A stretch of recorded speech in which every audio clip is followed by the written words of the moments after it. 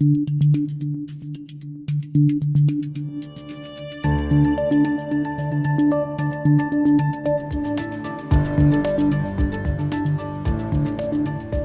everyone, my name is Anastasiia Lapatina and you're watching This Week in Ukraine, a video podcast from the Kyiv Independent. Every week, I sit down with some of my newsroom colleagues to discuss Ukraine's most pressing issues. And today, we're talking about a leak of over 100 documents with top secret American intelligence. US officials already confirmed that some of the documents are real, while some appear to have been altered. To discuss what the leak reveals about Russia's war in Ukraine, I'm joined by Igor Kossov, a reporter at the Kyiv Independent. Igor, welcome to the show. I wouldn't miss it for the world. So, Igor, last week, on April 7th, the New York Times broke the story about a massive American intelligence leak. There were apparently hundreds of pages of documents that appeared on different platforms at different points in time, and they contained all sorts of information, from campaign assessments of Russia's war in Ukraine, to China's possible involvement in the war, to even Wagner allegedly searching for arms deals in Turkey, and so on. But before we get into the substance of the leaks, what do we know about their origins? The origin of the leaks is really dumb because they first appeared in this app called Discord, which is basically a glorified chat room. People can make different servers about different topics. It's mostly used by gamers. So the documents appeared on this server dedicated to Minecraft. And from there, they were tracked to this server dedicated to a YouTuber who makes geopolitical memes. And the Bellingcat investigative guys, actually, the people at that server probably got it from somewhere else. Bellingcat actually tracked it down to a server that was called Thug Shaker Central, though its name changes often. It's deleted now, but a user there told Bellingcat that the original leak started there. Obviously, we have no way to verify that, but yeah. About a month later, it started showing up on Telegram, on 4chan, and that's when people noticed, and then the story really took off, and then the intelligence community was like, oh my. But originally, even before that, obviously, the documents come in the form of images that looked like they were photographed, pages that had been printed out, folded, and carried out, tucked somewhere, and later photographed, surrounded by random objects. I think there was some Gorilla Glue there, some other stuff. And these pictures then just sort of slowly percolated through Discord and then social media, and they're on Twitter, and now they're pretty much, God knows where they are.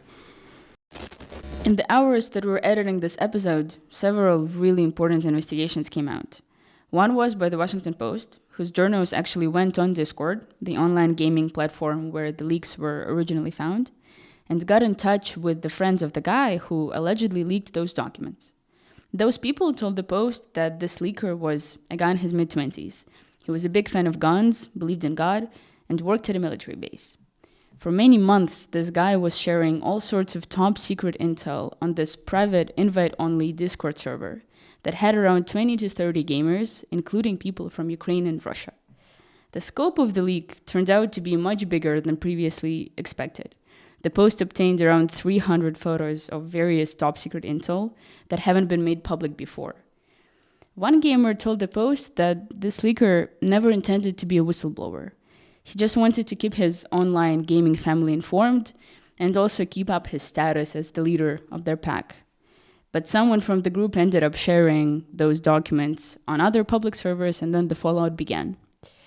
But then, less than a day after this investigation came out, there was yet another investigation from the New York Times, who actually identified this guy. So here he is, Jack Teixeira. He's 21 years old, and he is an airman of the Massachusetts National Guard. He was essentially their AT guy, who was tasked with making sure that their secure communication lines worked properly. He's been arrested on April 13th and is now facing charges under the Espionage Act. So he could end up going to prison for up to 10 years for each document that he leaked. With all of that in mind, keep watching as we dive into what the leaks actually revealed about Russia's war in Ukraine. To put this into context, how unprecedented is something like this in international politics? Was this surprising, or is this common? No, it's not common. By unprecedented, if we mean the magnitude of the impact these leaks will have, then I think there is some argument to be made that there's little precedent for leaks about something so recent, so broad, and concerning such a large-scale war. There have been larger leaks before, the WikiLeaks, the whistleblower Edward Snowden, when he exposed the breadth of the surveillance that the U.S. and its allies do. And that was certainly more documents, more information, a lot more information. This is over 100 pages, but these Pentagon leaks, they cover a lot of topics, and they cover events that are happening now, and their impact is probably going to be possibly even greater. And do we know how authentic these documents are? Well, I mean, look, nobody has the full package. These are floating around. Some people have incomplete sets, and then they compare them against each other, and some of them overlap. Some of them, at least one, has been modified that we know of. And we got to be careful before we trust, leaks. Obviously, we have to take precautions. But there are arguments to be made for a lot of this stuff being mostly authentic. The DoD and the intelligence community are treating this very seriously. They look like they've started investigations. The Department of Defense started investigation. There are intergovernmental panels now trying to dig through this, trying to figure out what happened. When intelligence community people talk to the media, they use phrases like, "This makes me sick to my stomach." That's pretty strong language. Oh, yeah. People are treating this like it's quite bad. And the magnitude of the reaction, I would argue, kind of suggests that this, in favor of the majority of this being authentic. I mean, experts quoted by top publications say that all of this stuff appears authentic. The way the documents are put together, all the codes, the format, it's very, very much authentic. And they look at least like they're taking this very seriously, which is cause enough for concern. But on the other hand, multiple countries, including Ukraine, including South Korea, are saying that the parts that are relevant to them are fake. Also, we got to keep in mind that Intel is not infallible. These intelligence agencies, they're good, but they make mistakes. So, we got to account for that error. Russia spread information through third parties before, but I don't know if they would do it through an obscure Discord server, but, I'm not an expert. The information in the leaks is serious, but it doesn't really contain attack plans. So, it's also got a very negative assessment of what Russia's been able to accomplish over the past months. And why would Russia release that? So you mentioned that at least one document was edited. So someone basically might have found the original leak early enough and edited it. Why would somebody do that? Well, yeah, the bits that appear to be edited and not skillfully, I would say, were the ones about the casualties. They seem to have raised Ukraine's casualties greatly while lowering Russia's. There's two versions of this. One appeared on 4chan, and it's got like lower Ukrainian casualties, higher Russian casualties. And then there's one appeared in a pro-Russian Telegram channel, which says the opposite, which has, high Ukrainian, low Russian. And this document is believed to have been altered. It's possible other documents have been altered more skillfully, but this is the one that really stands out. We already discussed that at least some documents had information about Ukraine. So let's get into that. What exactly did the documents reveal about Russia's war and also everyone involved?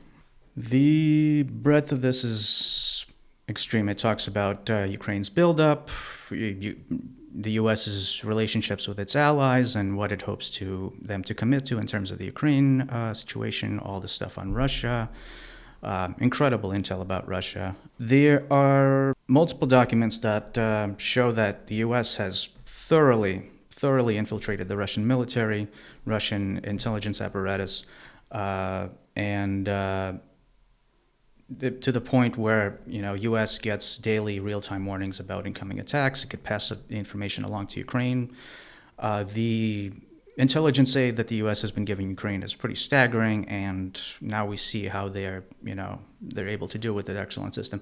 This is bad that it's leaked because Russia now sees, which sources of information appear to be the most compromised, so that they can, wax some moles and, have some heads roll and make it much harder to get actionable information to the Ukrainian forces. Because intel is huge and Ukraine needs as much of that as it can get.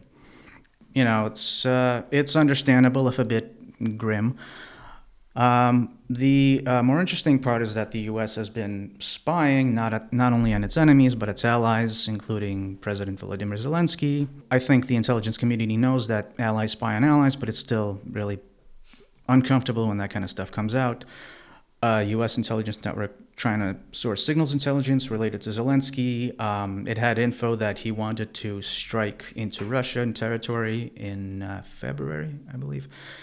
And that's part of why they were reluctant to give Ukraine long-range weapons, even though those would really, really help. They are afraid that Ukraine will strike Russian territory, I guess. Interesting. I guess that explains why it took so long for them to give us the long-range weapons. It's also interesting that, of course, the Zelensky's administration was having a completely different narrative publicly. We were saying that we're not going to strike Russian territory and so on. Right.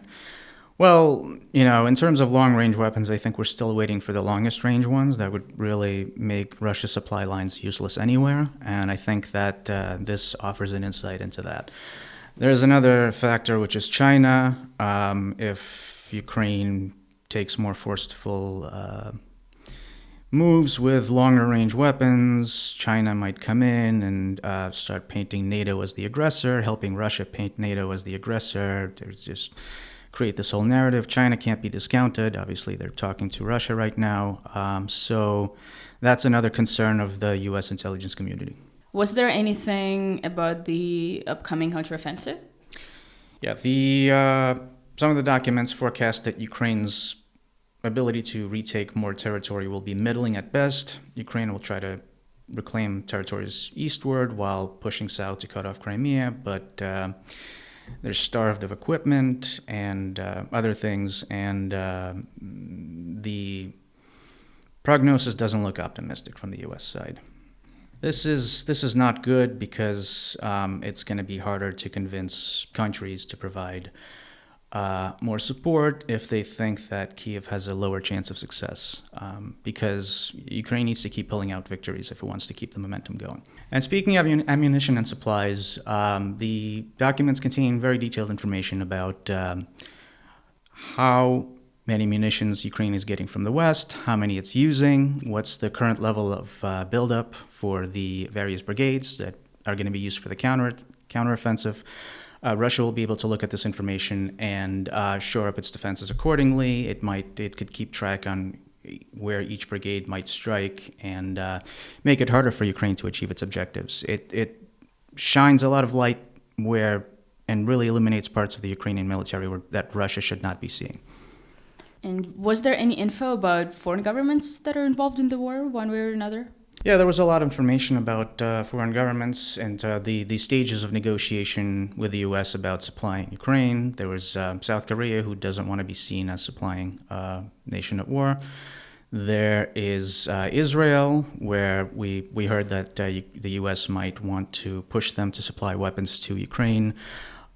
When this stuff comes out in the open, it becomes very awkward. It raises a lot of questions. As I said before, there were revelations that the U.S. spies on its allies, which people in the intelligence community know, but again, it's very awkward when this kind of stuff comes out. There's also information about Russia trying to source weapons from other countries, like with Egypt. They were in talks with the president of Egypt to supply tens of thousands of rockets and a bunch of artillery shells. Wagner was supposedly in contact with entities in Turkey to get weapons from there. Those are two examples. Another piece of information that goes back to the blaming NATO thing. One slide suggested that there are 97 special operatives from different countries in Ukraine, from France, from Latvia, from the United States. Probably they're doing training, but just the fact that they're in the country could let Russia and like-minded countries construe that this is NATO as a direct belligerent. How damaging is this leak? How have the governments around the world been reacting to this? Well, it's not great. It gives Russia a lot of information it can use to make any counteroffensives by Ukraine more difficult. It also sows discord between U.S. and its allies at a time when unity on Ukraine is necessary. Above all, in the U.S., the reaction has been that of concern and outrage. There are multiple probes going on, one by the Department of Justice, one by the FBI. There's those intergovernmental probes. This is very bad timing, and I think outrage does kind of sum up the U.S. reaction. Some of the U.S.'s allies are also saying, like, what the hell, why did this happen, and why is this exposing such sensitive information? And how is Ukraine reacting? Well, generally speaking, Ukraine downplayed the importance of the leak and kind of shunted it into the, this is Russia playing games sort of category. Zelensky's advisor, Mikhailo Podolyak, said that if someone pretends like they know all this information, they don't know a whole lot, so don't trust it.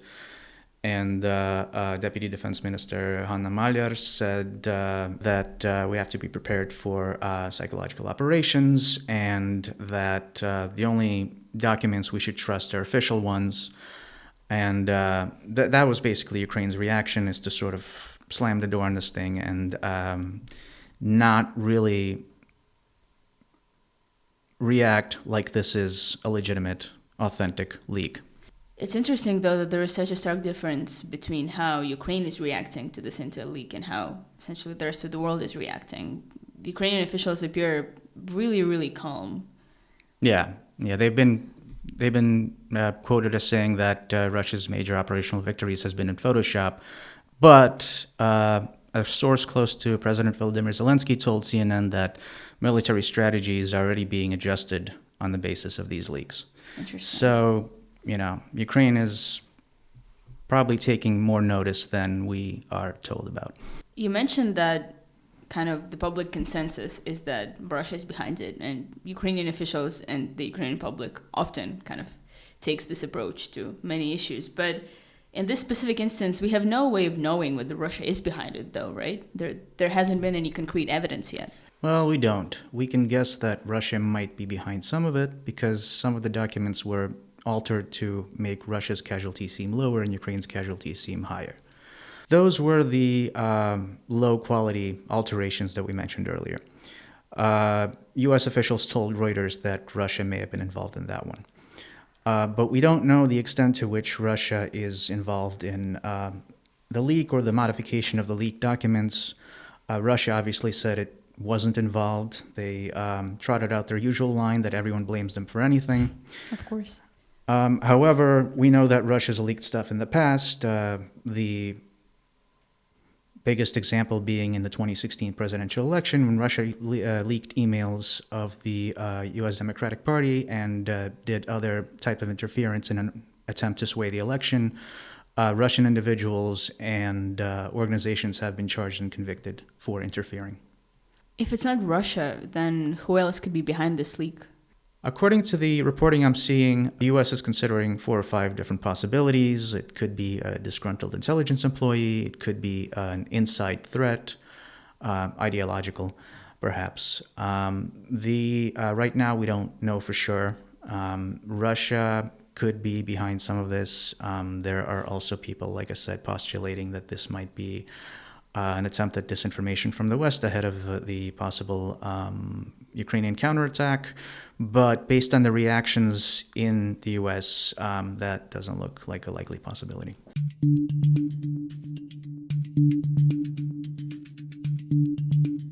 Now we'll be answering a few questions that we received from our supporters on Patreon. Our patrons actually get a chance to ask us questions before every single episode. And they also get access to exclusive events like thematic discussions with editors and other journalists and more. It's really simple to receive this access for as little as $5 a month. Just go to patreon.com/Kyiv Independent. So the first question is, the Ukrainian military is quoted in Western media as being aware for a long time that Washington leaked like a sieve, so have tended to be cautious about how much information they shared with the US. Do we think that this is accurate? There's something to that. Based on the documents, we can see that the U.S. Might know less about Ukrainian forces, its allies, than it does about the Russian forces, its enemies, and that might speak to a certain reticence by Ukrainian forces. Another question that we got is, wouldn't it be more productive for the Ukrainian and US governments to provide a unified response to the leak instead of Ukraine immediately calling it a Russian fake? And as for us journalists, do we think that these recurring conflicting responses between Ukraine and its allies somewhat discredit Ukrainian responses on matter involving the allies? Would it be more productive? Yes, I think it would be more productive. It would be great if we could all just take a common united front, but that would require some kind of perfect world and both sides to have perfect information about each other's intention. As for the other half of the question, rather, when I get Ukrainian information about the allies that differs from what the allies are saying, I obviously check it and put it in context. It has to be checked. That is my job. But I don't necessarily think it discredits Ukraine because there might be reasons why Ukraine has to maintain certain narratives, even if it differs from those of its allies. I was going to say the exact same thing, that it's not that Ukrainian officials are just straight up lying or something. It's that, they might be pushing forward some intel while maybe concealing other intel and so on. And there's always context to that. And we all understand, I think, that when Ukrainian officials kind of strain away from the official Western rhetoric, they do it for a reason. And our jobs as journalists is to find what those reasons are and report on them as well. Yeah, information is a battlefield too, and Ukraine has important reasons for saying certain things. Well, Igor, thank you very much. This was very interesting. Thank you for having me.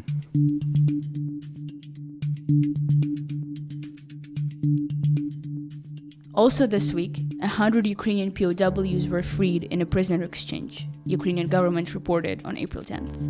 Ukraine's Deputy Prime Minister Irina Vereshchuk said that Ukraine is starting an international coalition to return orphans that were kidnapped by Russia, and also punish those who are guilty of crimes against Ukrainian children. And Yevgeny Prigozhin, the chief of Russia's mercenary group Wagner, claimed on April 11th that his forces captured 80% of Bakhmut, but Ukraine immediately rejected the claim. You can find our show on YouTube and all audio platforms every Friday morning. If you like this episode, subscribe to us and like our content wherever you're listening to this podcast. Please consider supporting the Kyiv Independent on Patreon at patreon.com/Kyiv Independent, and follow us on Facebook, Instagram, and Twitter. We'll be back next week. Thank you for watching.